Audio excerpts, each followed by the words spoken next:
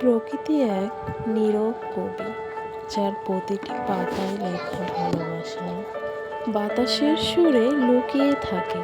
ভোরের নরম আলোয় শান্ত ভাষা, গাছেরা বনে গল্প, সময়ের ছোঁয়ায় নদী গায়ে মায়া ভরা গান। আকাশ ছুঁয়ে যায় স্বপ্নগুলোকে, মাটির গন্ধে মেলে প্রাণ। সূর্য ওঠে, ফুল হাসে, প্রতিটি সকাল যেন নতুন শুরু। প্রকৃতির কোণে লুকিয়ে আছে শান্তি, আশা আর ভালোবাসা। তাই থেমে যাও, একটু দেখো চারপাশ, এই নীরব সৌন্দর্য তোমারই তো ঘর। প্রকৃতি শেখায় নিঃশব্দেও ভালোবাসা কত গভীর হতে পারে।